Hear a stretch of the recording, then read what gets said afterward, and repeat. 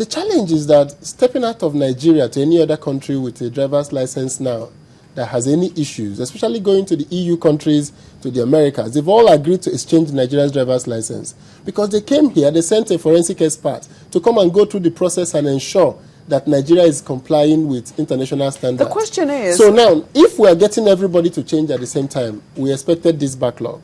But what will happen is that after this exchange, nobody will think through this. After this exchange, what will happen? The driver's license centers are going to lie fallow for another 3 years because the mass of changes will have happened.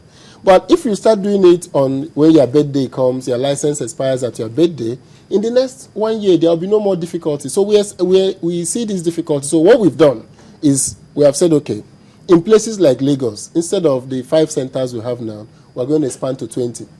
And we're going to collapse it after this initial wave has happened. We collapse it back to something manageable. Because everywhere you put the system, you need fiber, you need VSAT and all that. But we're going to do that. So you envisaged the difficulty. Yes. Did you see this difficulty coming?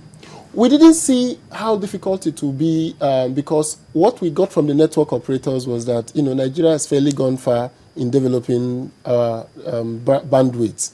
So we didn't anticipate that the VSAT was going to be this sluggish. If we did, we would have even started with fiber cables. Even the fiber cables, we have regular issues where they are caught by somebody, and for 2 days they'll tell you our fiber system is down. So we have tried to build redundancies into the system. It's a learning experience for us. We're not an IT company. We thought that our back-end supporters would just do their part and we go on. So we have seen this problem and we are trying to mitigate it. But what I want to appeal to Nigerians is like when you are constructing a road. When they were constructing the Abuja Airport Road, every morning at 6 or 7, people are calling me, "Come, Marshal, yeah, people are not on the road. This road is messed up. We are blocked." And the construction continued. Immediately the construction finished and they are now flying through the road to the airport. Nobody has ever called me to say, "Wonderful, this road is beautiful, it's working." Because when you are doing work in progress, there's bound to be challenges. But after it is done, after the whole build-out process, you are going to see a lot more easy way of doing it. So I am saying that, yes, we have seen the challenges. We have taken measures to see how we can control for it. But I plead for the understanding of Nigerians that this is like a construction process. Once this initial hiccups, that is the surge of people doing it at the same time passes, it will be for renewals under the new system. It will be a self-service machine. People are going to walk into, and we are trying to look for banks and people where we'll keep the self-service machine. They're going to walk in and do it because your data, your fingerprints, everything is already in the system. So you're just going to walk in, do your verification and do your license yourself. This proposal for the new expiry date, the deadline, I mean. Yeah. What time is JTB likely to look at? They will come up with their dates. I haven't been told precisely when. But the logic for me is that by 2014, June thereabout, nobody should have the old license because we started in March 2011.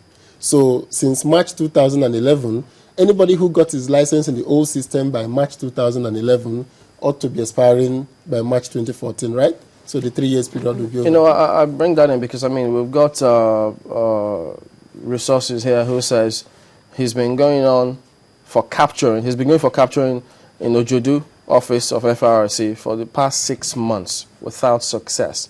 And there are people who also say, look, they've gone longer than this, no success in capturing. I wonder why I think it's instinctive for people to go to Ojodu for capture. But we have 5 centers in Lagos.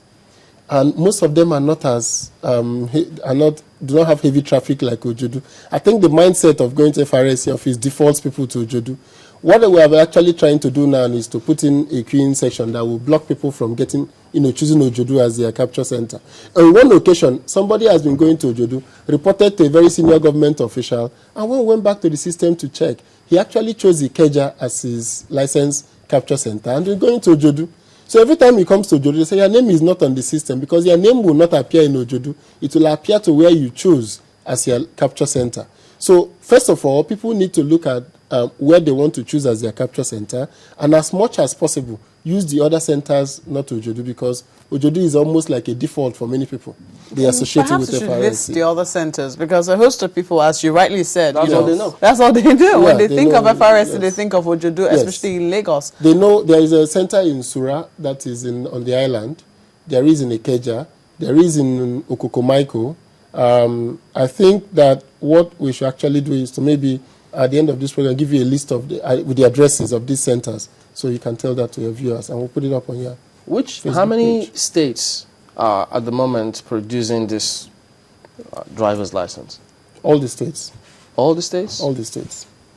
Yes. Why They is have it? all the machines to do that. Yes, they have all the machines in all the states. Sorry. They don't have the crowd like Lagos, so Yeah. Lagos is a more intense place. But I'm still a little surprised that you can get your number plate in less than 48 hours, Yes. but your driver's license is still an issue. Because we are not capturing, we are using the biometrics we've taken from the driver's license to associate you with your number plate. So the heavy lifting has been done by the driver's license. Do you understand?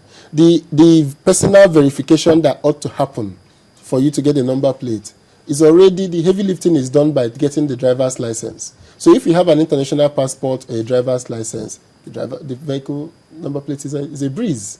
That's why I'm saying that after this initial capture, subsequent renewals of licenses, because we're not going to do this 10 fingerprint again. Are you still telling us that, the number plates are still tied to driver's license, which was Yes, the it's initial tied, plan? yes. A host of Because people were saying that that's not true. no, if you go in to do a number plate now, the state government, some of them quickly sell the number plates, right? But for it to be registered into the system and for you to get a proof of ownership certificate, you need to have an identification. And there are 2 that are allowed. The national ID card, 3 actually.